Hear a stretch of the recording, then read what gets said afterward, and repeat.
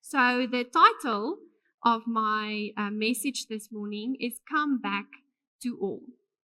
Being a child and not a performer. Right? Our theme for this year is Come Home. Right? Homecoming. Live in the house of the Father. Being a child.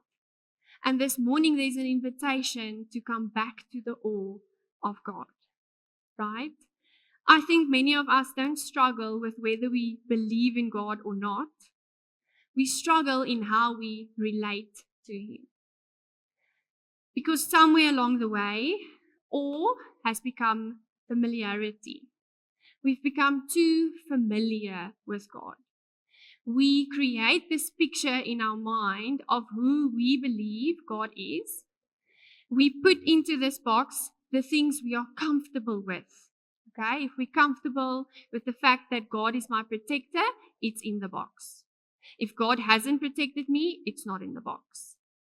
We read the Bible like this as well. We only read the parts that fits our box of God. And in this process, we create this cartoonish character of who we think God is. And as Peter said this morning, He's so much bigger. He's a holy, holy God, and that's what we are going to explore today. To come back to Him as a child and stand and look at Him in awe of who He is. So the question I'm going to ask you this morning is, somewhere along the way, did your awe turn into familiarity? Did your relationship with God turn into performance? And did your childlike wonder slowly become striving? Because awe was never meant to make us performers, stand on a stage and perform for Him. It was meant to bring us back to being children. And we are going to unpack that today. So I know the fear of God and the awe of God has been preached on here so many times before.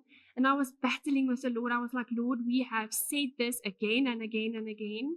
And then He was like, yes, but you remind them again on Sunday. You remind them again of the awe of God, the fear of God. So we're going to look at the fear of God and the fear of man. We're going to look at authenticity against performance. We're going to look at what's the driving force in your life and what's the driving force in your relationship with Him. And then also, what does it look like to be a child? Is that good? Everyone with me? Right. So let's start with the fear of God. I don't like this word because the word fear here actually doesn't mean trembling with fear, om bang te wees vir God. It actually means that I have a deep reverence and an awe for God. I want to honor Him with everything in my life. Okay? It's also a position of God, I don't want to be without you. Not a minute in my day, I don't want to be without you. It's that position we go into. God is first in my life. It's living aware of who He is. God, you are God, and I am not. And that's a big one in our life because, as Piet said, we go into this awkward middle space where we're not living fully in it, and it's because we don't surrender it and we make ourselves God in that situation. So it becomes this positional thing where we really understand where's God, where are we, and then we see the gap. There's a gap. And then we can understand what Jesus did for us. Okay? Jesus closed that gap. Jesus is the key for us to have a relationship with the Father. And our lives become a response to what Jesus did for us. Does that make sense? Right. So, the fear of God is actually the starting place of an intimate relationship with Him. And it doesn't make sense if you hear it. So I'm trusting that Holy Spirit will settle this in your heart today.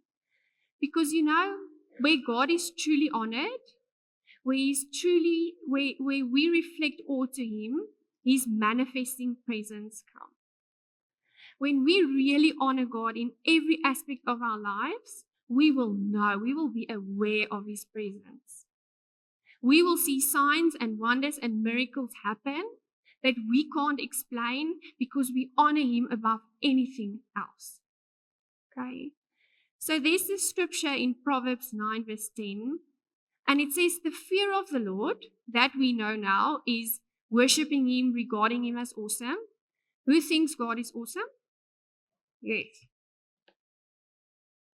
Who thinks he's more awesome than anything else?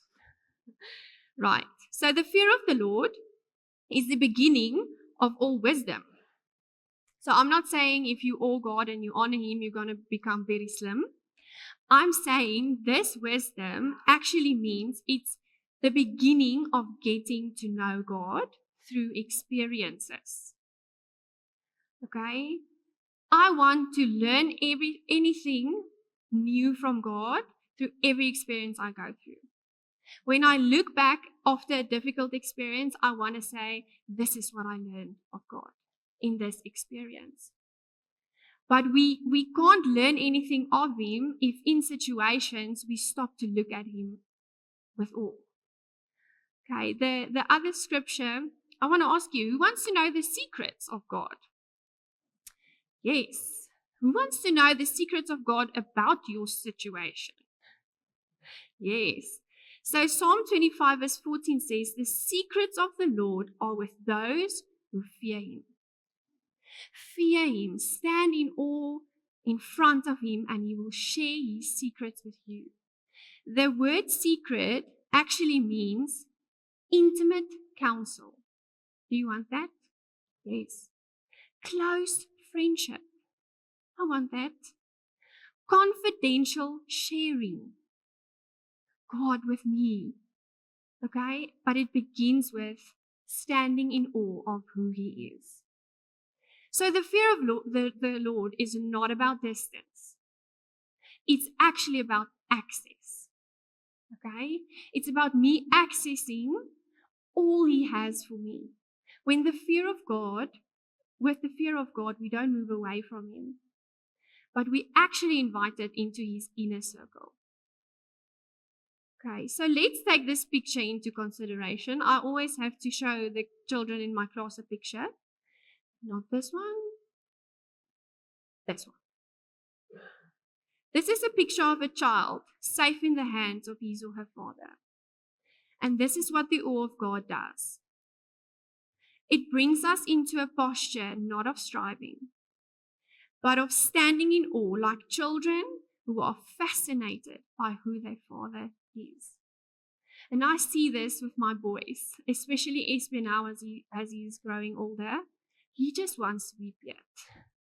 Like the other day, he said to me, Mom, I want to be as old as Daddy because I also want to work with a knife.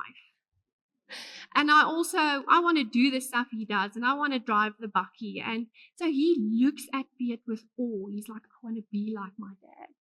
Little Leon loves to put on Piet's shoes and walk around in his shoes, pretending that he's his dad. And this is what the awe of God does. You see, oftentimes, as I said, we create this cartoonish character of God who we think he is, because it's an image we can control and that's easier for us.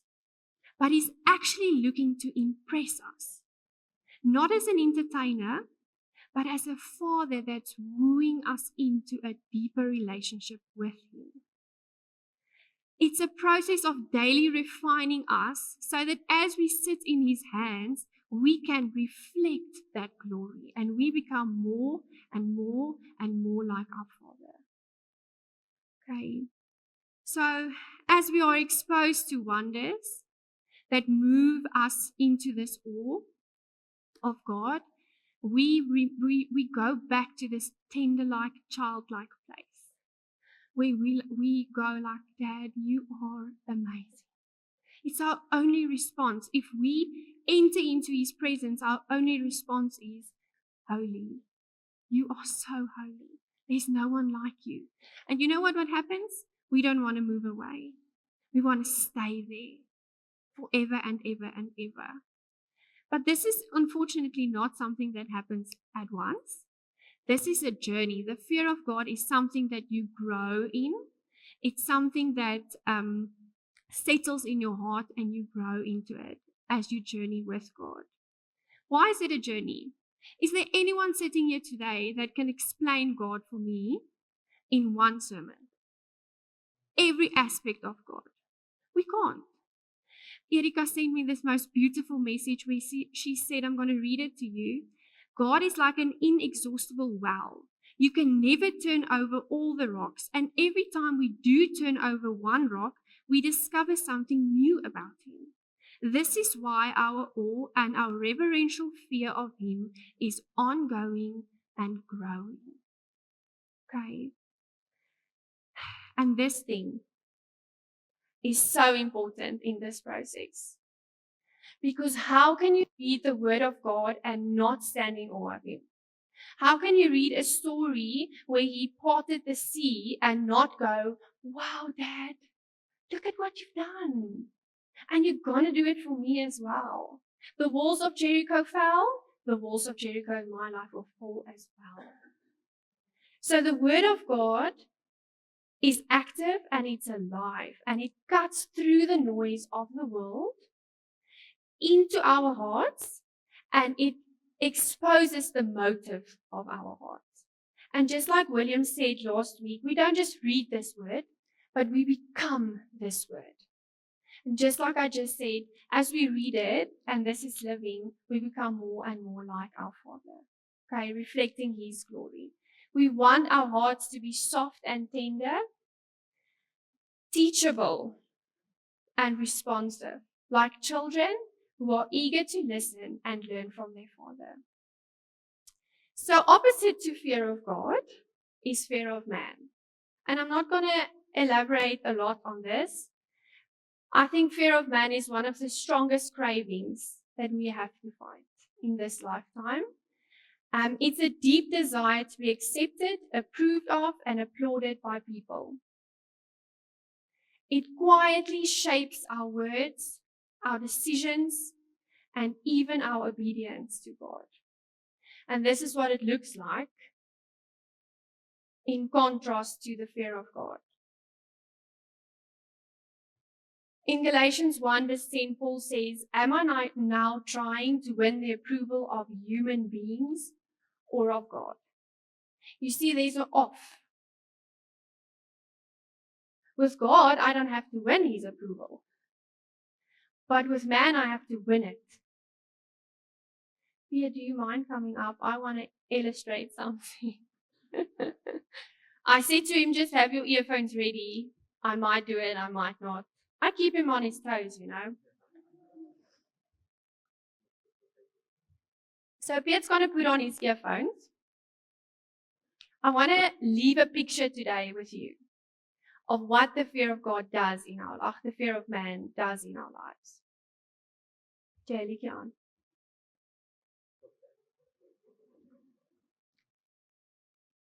He normally doesn't listen to me even if he hasn't have his earphones on. So, right. So I'm going to try and say a word to Piet. He's not able to hear me. Should I take this away? Can we make this a little bit softer? Right. Let's take a word that Piet will know. Can we do that? Let's start with that. Ready? Touch rugby.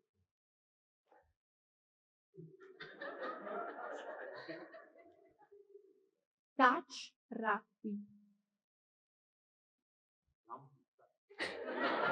No. Touch rugby. Yeah. Now you can touch rugby. Okay. Yes, you're done. Thank you. Let's give him a hand. You see, that's what the fear of man does. We listen to people's opinions about us, and the voices of people are louder in our ears than the voice of God. And God's standing there trying to get a message across to us, trying to tell us, this is who I called you to be. This is your purpose. But you're lumpy. Because you listen to the voices of people. Right? The fear of man leads us to popularity seeking. We want to be popular with people.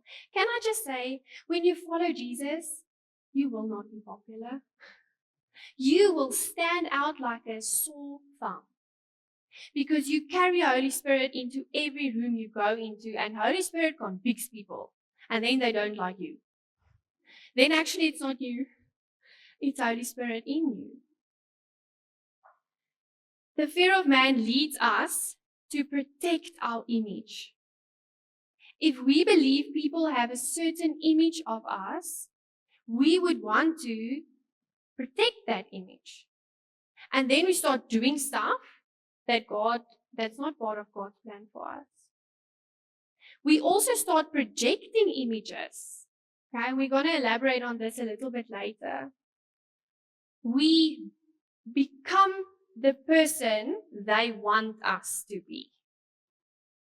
Okay, I'm sure that has happened to all of us. Mala boys, you're in a crowd, everyone's smoking, everyone's drinking. Now you become that person because that's what they want to see. And God's calling us into something else.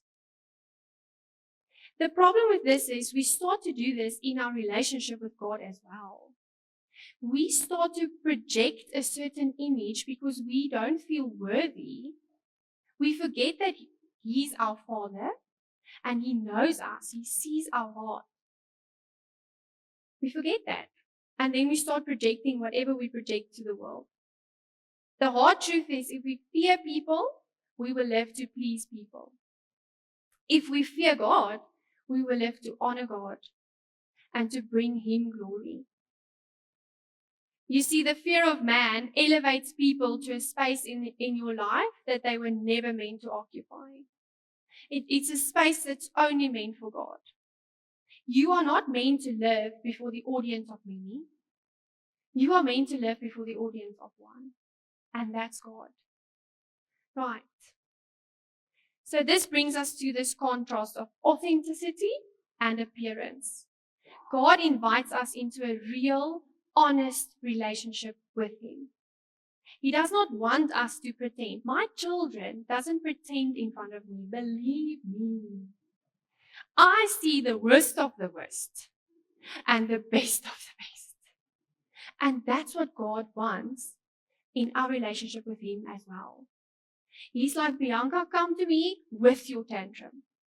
Give your tantrum in front of me, and when you're done, I'm going to give you the answers. Because you came with an authentic heart. He chooses authenticity over appearances. And now you might ask, what does the fear of God have to do with having an authentic relationship with Him? To have an authentic relationship with God, you need to know Him. We had such a lack of coffee yesterday with Emil, and we were speaking about when me and Piet started dating, and we had such a good laugh. And then I realized that in the beginning, I didn't know Piet. So I was holding back a little bit. When you start dating someone, you at the beginning, you don't show all your parts. And then as I got to know Piet, our relationship grew into an authentic relationship. And it's the same with God. You can't have an authentic relationship with Him if you don't know Him. And as we get to know Him, we can't help but stand in awe of who He is.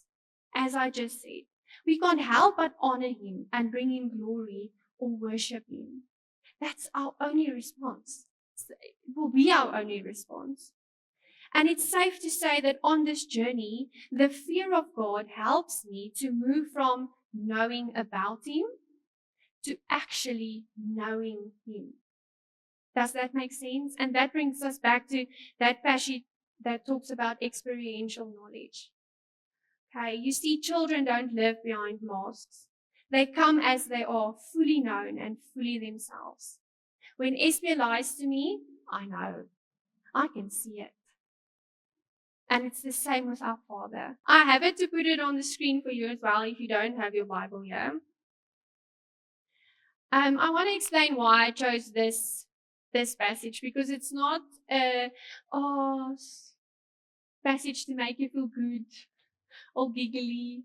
It's a hard passage to read. And then God said to me last night, He was like, Bianca, you know where this church is going. You know that we're going back to the model of Acts, back to the church that was built in this time. And the church needs to hear this story. So just a little bit of background. This is in the beginning of Acts, and it's still in the early church. They have just received the Holy Spirit. And the word says in Acts 4 that all believers were one in heart and mind. So among them, there were no poor people. Okay, no needy people. They would go and they would sell all their belongings or some of their belongings, and they would bring the money and they would put it down at the apostles' feet. Okay, but then we get two people, a man and a wife. Their names are Ananias and Sapphira. Any Sapphiras here today? No one. Right, so at the end of chapter 4, there was this man Joseph. He brought some of the money to the apostles, and then he got this nickname, Barnabas, son of encouragement. And Ananias and Sapphira saw this, and then they did something. Let's read.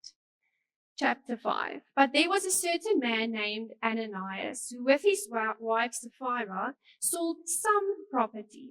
He brought part of the money to the apostles, claiming it was the full amount. With his wife's consent, he kept the rest. Then Peter said, Ananias, why have you let Satan fill your heart? You lied to the Holy Spirit, and you kept some of the money for yourself. The property was yours to sell or not to sell. Peter was like, no one forced you into selling your property. No one said you have to sell your property. This was something you decided on your own. The property was yours to sell or not to sell as you wished. And after selling it, the money was also yours to hold on to or to give away. How could you do a thing like this? You weren't lying to us, but you were lying to God. As soon as Ananias heard these words, he fell to the floor and he died. Guys, this is not Old Testament. This is New Testament. It says, everyone who heard about it was terrified. Then some young men got up, wrapped him in a sheet, and took him out and buried him. About 3 hours later, his wife came in, not knowing what had happened. Peter asked her. He wanted to see, Sapphira, were you part of this?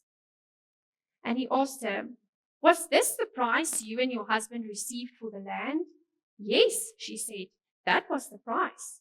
And Peter said, how could the two of you even think of conspiring to test the Spirit of the Lord like this? The young men who buried your husband are just outside the door, and they will carry you out too. Instantly, she fell to the floor and she died. I want to ask the Welcome Home team how you would feel if part of your job description was to bury people. That's a tough one. You won't be happy, eh? So, great fear gripped the entire church and everyone else who heard what had happened. And this fear is the same word for awe and reverence. Because you see, the problem was not that Ananias and Sapphira was withholding money. The problem was that they lied to the Holy Spirit. They weren't in an authentic relationship with God. They thought they could hide this from the Lord. They wanted what Barnabas got. You remember Barnabas? Joseph, the guy that brought the money?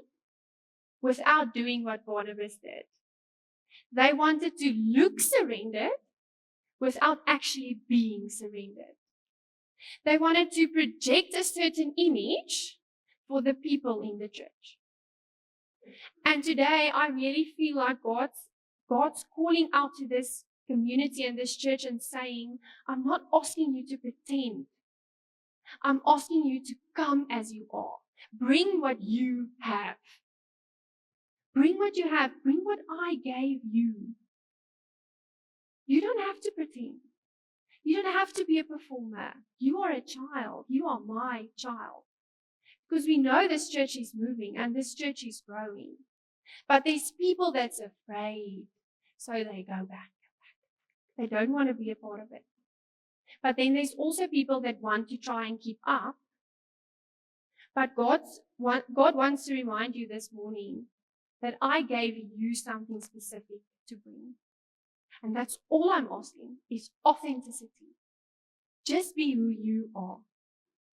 So you might think, wow, the church fell flat after this. People were like, if people's going to fall dead, I'm not going to be part of this church. The opposite happened, guys. You know what happened? It removed hypocrisy. Jesus warns against hypocrisy in Luke 12, verse 1 to 2. He says to his disciples, beware of the yeast of the Pharisees, the hypocrisy. The time is coming when everything that's covered up will be revealed. People in this church realized, I cannot be a hypocrite. So there was no fakeness among them. No fakeness. When they were in, they were in. When they were out, they were out. It restored the reverence and the awe of God. And it established a culture of authenticity. You know, because authenticity goes much farther than any hype ever could. They saw they don't need to perform for God. They just need to be his children. So what happened? They grew. And they grew. And the word says people were added to this church daily. Because don't we long for authenticity? There's so much fakeness in this world. Don't we long for something that's real and true? And then also with this, they experience the power of God. Because you will remember, as I said, where God is honored and reverenced, his manifesting presence comes down.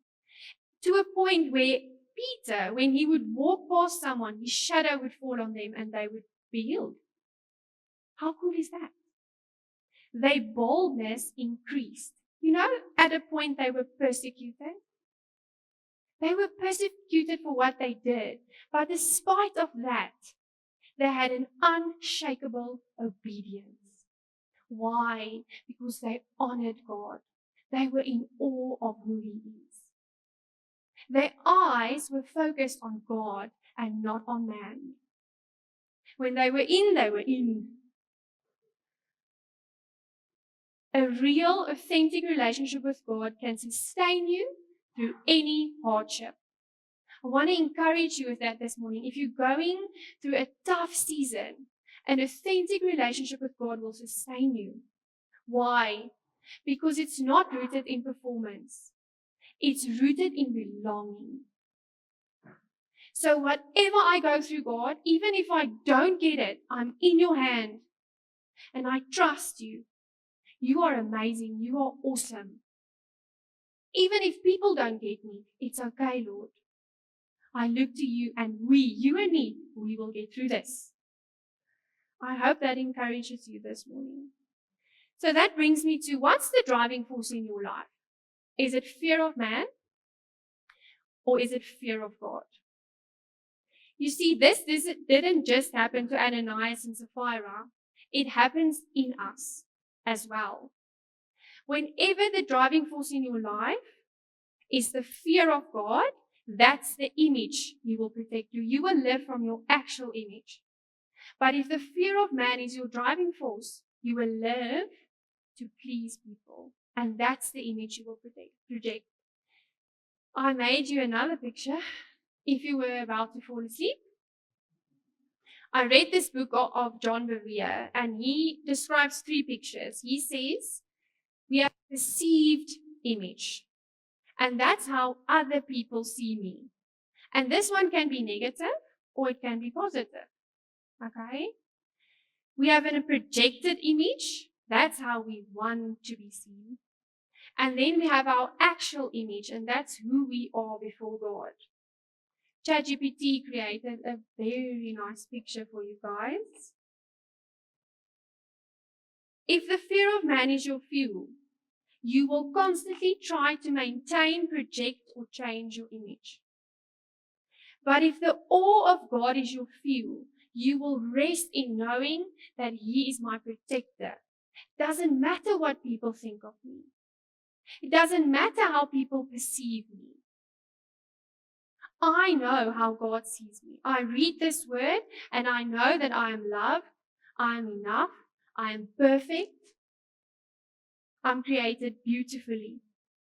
When the fear of man is your fuel, you hide or you cover your shortcomings because people can't see. But if the awe of God is your fuel, you know your identity is secure in Him and you rest and you sit in His hand. When the fear of man is your fuel, you perform to gain approval from people. But if the awe of God is your fuel, you rest surrendered in His hand. You know you don't have to prove anything to anyone. If the fear of man is your fuel, you work for acceptance. But if the awe of God is your fuel, you live from belonging. And this morning I want to tell to you that you belong. You belong in the hand of God. Jesus did not come to help us manage appearances the whole time. He came to set us free of that slavery. Free to return to the simplicity of being known by my Father, loved by my Father, held by my Father. And when I'm loved, known, and held, I stand in awe of who He is. I want to be nowhere else but in His hand. And you know, Jesus was the very best example of this. Jesus was perfect. Can you agree with me? He was perfect, yet He was rejected. He was misjudged. He was criticized. People misperceived Him. But the Father affirmed Him. The Father said, "This is my Son in whom I'm well pleased." And that was enough for Jesus. Jesus did not live for a perceived image. He didn't come and try and become this person so that everyone will accept Him. No. He did not manage a projected image. He lived from His actual identity in an authentic relationship with His Father. He delighted in the awe of God, and that anchored Him while He was here on earth. He lived with a constant awareness of who the Father was, a trust, a closeness, a dependence, and that reflected a childlike relationship. And that's the invitation today. Let's come back to being my child. You are my child, in whom I'm well pleased. Come and sit in my presence. Be with me. Look away. Don't look at the people. Take out those earphones so that you can hear I'm saying touch rugby. Right. So what does it look like to live as a child before the Father? The first one is you are so aware of His presence, because as I said, where He's awed, where we have the awe of God and we honor Him, His presence will manifest.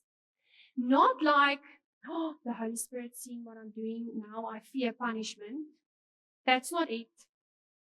It's we are aware of His presence, and that leads us into living a life of integrity, even when no one else sees. And this will affect the things I look at, the things I read, the things I do, because I know my Father is with me. Not because I'm afraid of Him, but I want to honor Him. Okay, I want to reflect His glory. It changes how we approach Him. It's not rushed prayers anymore. Or it's not just going to Him when I really, really need Him. There's this closeness, this friendship that starts to form, and our prayers go from asking to responding. You are holy. And you come to Him with wonder in your heart, not pressure, but wonder. It means taking this thing seriously. If I read about forgiveness, I read it and I know there's someone I need to forgive. And then I go and I do it. This is not a book of suggestions. And I take the ones I like and I leave the ones I don't. We take this thing seriously. We read about forgiveness. We know we need to forgive someone. We go and we do it. And in that, we become more and more like Jesus, more and more like God. We have hearts that are willing and teachable, soft and tender. And as William said last week, this helps us to avoid a spiritual drift. The next one is obedience. With the awe of God comes obedience. It's choosing God's will over our own feelings. And this is a tough one because I can see that even my 2-year-old is struggling with this. We have a strong will.